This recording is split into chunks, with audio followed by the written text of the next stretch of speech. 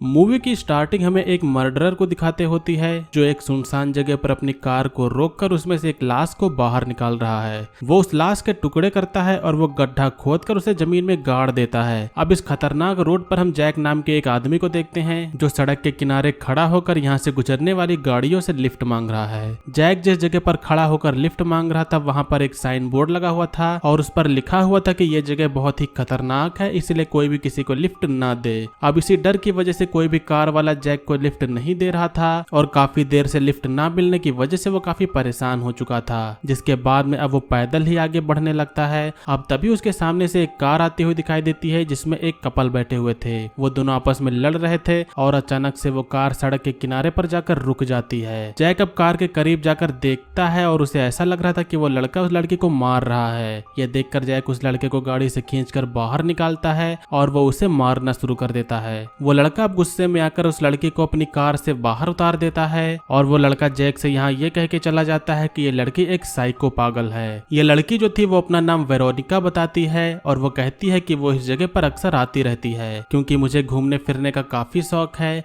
अब ये दोनों एक जगह पर बैठ जाते हैं और गेम खेलने लगते हैं। फिर अब थोड़ी देर बाद में जैक कार को रोकने की कोशिश करता है लेकिन अभी भी कोई कार वाला गाड़ी रोकने का नाम नहीं ले रहा था। ये देखकर जैक वेरोनिका से कहता है कि ये कैसे लोग हैं जो मदद करने के लिए भी तैयार नहीं हो रहे। ये सुनकर वेरोनिका कहती है कि शायद इन लोगों को डर लगता है क्योंकि मैंने सुना है कि इस जगह पर एक खतरनाक किलर रहता है जो बगैर किसी वजह से लोगों को मारकर उन्हें नासा के रॉकेट में बिठा देता है। अब जैसे ही रात हो जाती है तो ये दोनों यहीं पर बैठकर आग जलाते हैं। इसके बाद में वेरोनिका अपने बैग से शराब की बोतल निकालती है और अब वो जैक से उसके बैग के बारे में पूछती है। अब जैक कहता है कि मेरा बैग चोरी हो चुका है, उसके पास में सिर्फ उसका पासपोर्ट बचा हुआ है जिसके जरिए वो वापस जाएगा। अब यहाँ पर वेरोनिका अपने बैग से एक डायरी निकालती है और एक कागज पर वो साइन करके जैक को देती है। अब जब जैक पूछता है कि ये क्या है तो वेरोनिका कहती है कि मैं अपने सिग्नेचर करने की प्रैक्टिस कर रही हूँ। इसके बाद में अब ये दोनों यहीं पर सो जाते हैं और अब जब सुबह होती है तो जैक देखता है कि वेरोनिका कहीं आसपास नजर नहीं आ रही है। अब वो इधर उधर उसे ढूंढने लगता है और तभी वेरोनिका को देखता है जो कि वो एक तालाब के पास में नहा रही थी। वो जैक को भी तालाब में नहाने के लिए बुलाती है और अब जैक भी उस तालाब में कूद जाता है। अब ये दोनों काफी करीब आ चुके थे, उन दोनों के बीच में दोस्ती भी हो चुकी थी। नहाने के बाद में ये दोनों अपने सामान को लेकर आगे बढ़ने लगते हैं और ये दोनों लगातार लिफ्ट मांगने की कोशिश कर रहे थे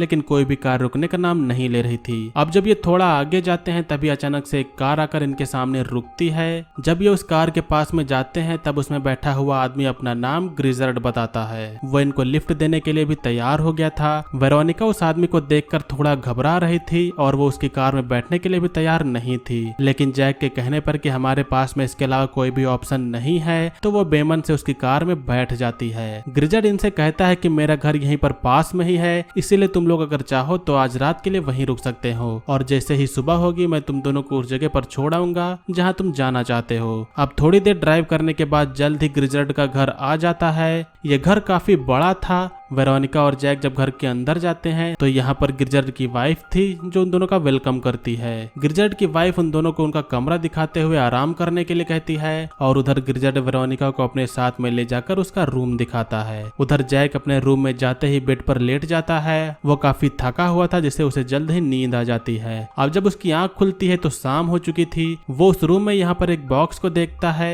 जिस पर ग्रिजर्ड लिखा हुआ था। वो जब उस बॉक्स को खोलकर देखता है तो उसमें ग्रिजर्ड की फैमिली फोटो थी। उसमें उसकी वाइफ के अलावा 2 बच्चे भी थे जिसमें एक लड़का और लड़की की फोटो थी।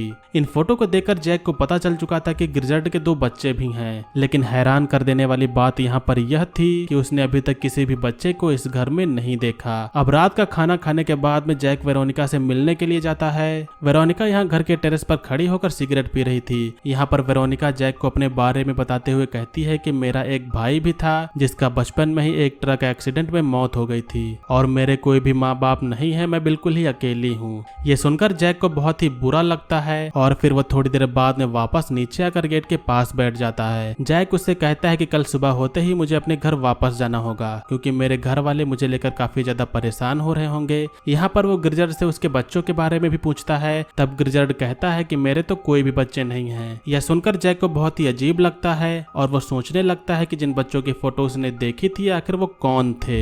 इसके बाद में वो इन बातों पर ज्यादा ध्यान नहीं देता है और रूम में जाकर वो सोने के लिए चला जाता है। और अब इसके बाद में जब सुबह होती है तो वो सबसे पहले वेरोनिका के रूम में जाता है ताकि वो उसे अपने साथ में लेकर यहाँ से जा सके, लेकिन वेरोनिका उसे यहाँ पर कहीं भी नजर नहीं आ रही थी। अब तभी ग्रिजर्ड उसके पास में आता है और कहता है कि वेरोनिका तो सुबह होते ही यहाँ से निकल गई। यह सुनकर जैक को ग्रिजर्ड पर डाउट होने लगता है क्योंकि वह बहुत ही ज्यादा घबराया हुआ लग रहा था। जैक उससे कहता है कि तुम झूठ बोल रहे हो, वेरोनिका मुझे बताए बगैर अकेले यहाँ से नहीं जा सकती। अब इसके बाद में वो वेरोनिका को पूरे घर में इधर उधर ढूंढना शुरू कर देता है, लेकिन वो उसे कहीं भी नजर नहीं आती। इसके बाद में ग्रिजर्ड जैक को एक लेटर देता है जो वेरोनिका ने लिखा था। उस लेटर को देखकर जैक को यकीन हो जाता है कि वेरोनिका यहाँ से चली गई है, लेकिन उसे अब भी कुछ अजीब लग रहा था। वो सोचता है कि वो बिना बताए मुझे यहाँ से कैसे जा सकती है। इसके बाद में अब जैक पैदल ही ग्रिजर्ड के घर से निकलकर जाने लगता है। रास्ते में वो एक डायरी निकालता है जिसमें वो लेटर था जो वेरोनिका ने उसे परसों दिया था। इसके बाद में वो दोनों लेटर की राइटिंग को मिलाता है। अब उसे पता चलता है कि इन दोनों लेटर की जो राइटिंग है वो दोनों अलग अलग हैं, यानी जो लेटर ग्रिजर्ड ने जैक को दिया था वो वेरोनिका ने नहीं लिखा था। इससे अब जैक समझ जाता है कि ग्रिजर्ड उसके साथ में कोई गेम खेल रहा है और अब ये हो सकता है कि वेरोनिका उसी के घर में ही हो। अभी जैक इसके बारे में सोच ही रहा था, लेकिन तभी इसी दौरान कोई पीछे से आकर उस पर हमला कर देता है। इस वजह से जैक नीचे गिरकर बेहोश हो जाता है।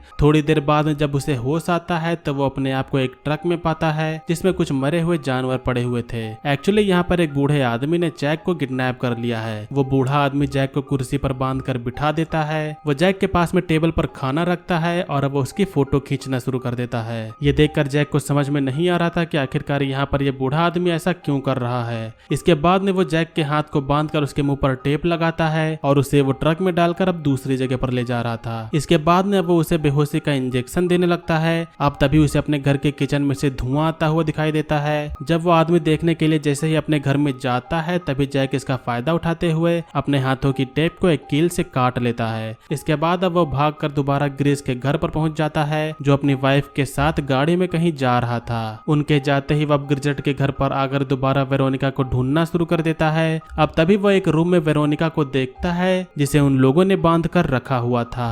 वो जल्दी से वेरोनिका को अब खोलने लगता है और अब तभी उसे बाहर से गाड़ी की आवाज सुनाई देती है। एक्चुअली ग्रिजर्ड और उसकी वाइफ वापस आ चुके थे। जब जैक वेरोनिका को लेकर पीछे के दरवाजे से भागता है, लेकिन ग्रिजर्ड की वाइफ ने विंडो से उन्हें भागता हुआ देख लिया था। वो जल्दी से अपनी गाड़ी में बैठकर उन दोनों का पीछा करना शुरू कर देते हैं, लेकिन वेरोनिका और जैक इनसे बचते हुए जल्दी से आकर एक कैबिन में छिप जाते हैं। अब तभी जैक को पता चलता है कि ये तो वही कैबिन है जहाँ पर वो बूढ़ा आदमी इसे किडनैप करके लाया था। इसके बाद में अब तभी अचानक से वो बूढ़ा आदमी भी यहाँ पर आ जाता है। तब वेरोनिका ने उसी की गन उठाकर उस पर पॉइंट कर दी थी। यहाँ पर वो बूढ़ा आदमी जैक से कहता है कि तुम कितने बेवकूफ हो जो अभी तक कुछ भी नहीं समझ पा रहे हो। ये सुनकर जैक उस बूढ़े आदमी पर गन पॉइंट करके कहता है कि यहाँ से जल्दी से भाग जाओ। अब जब वो बूढ़ा आदमी पीछे खिसकने लगता है तभी उसका पांव एक रॉड से टकराता है और जैसे ही वो नीचे गिरता है तभी वो रॉड उसकी बॉडी के आर पार हो जाती है। इसी के साथ में वो बूढ़ा आदमी बुरी तरह से मारा जाता है। जैक भी साथ में बहुत ही ज्यादा जख्मी होने की वजह से बेहोश हो गया था। जिसके बाद में वेरोनिका एक प्लास्टिक की सीट से जैक को छिपा देती है। वेरोनिका अब एक चाकू को उठाकर उस बूढ़े आदमी पर गुस्से में हमला करने लगती है ताकि ये जो बूढ़ा आदमी है वो पूरी तरह से मर जाए। अब तभी हम ग्रिजर्ड और उसकी वाइफ को देखते हैं जो उन दोनों को ढूंढते हुए यहाँ तक आ गए थे। अब इसी दौरान यहाँ पर एक खतरनाक ट्विस्ट आता है जिसमें हम वेरोनिका को देखते हैं जो ग्रिजर्ड को डैड कह के बुलाती है। एक्चुअली वेरोनिका ग्रिजर्ड की ही बेटी थी और ये सभी लोग मिलकर जैक से झूठ बोल रहे थे। यहाँ पर हमें पता चलता है कि वेरोनिका बचपन से ही एक साइको किलर थी जो वो लोगों को मारने का काम करती है। वेरोनिका ने सबसे पहले अपने छोटे भाई को ही मार दिया था, लेकिन फिर भी उसकी मॉम डैड ने पुलिस को इसके बारे में कुछ भी नहीं बताया क्योंकि बेटे की मौत के बाद में वेरोनिका ही उसकी एक इकलौती बेटी बची हुई थी। मतलब वेरोनिका ने जैक को अपने भाई के बारे में जो कहानी सुनाई थी वो सब झूठ थी और जिस लाश को हमने मूवी के स्टार्टिंग में दफनाते हुए देखा था वो एक्चुअली वेरोनिका के भाई की ही लाश थी। यहाँ पर जितने लोगों का भी मर्डर हुआ था उन सभी लोगों को वेरोनिका ने ही मारा था। इस चीज से परेशान होकर उसके मॉम डैड वेरोनिका को बांध देते थे,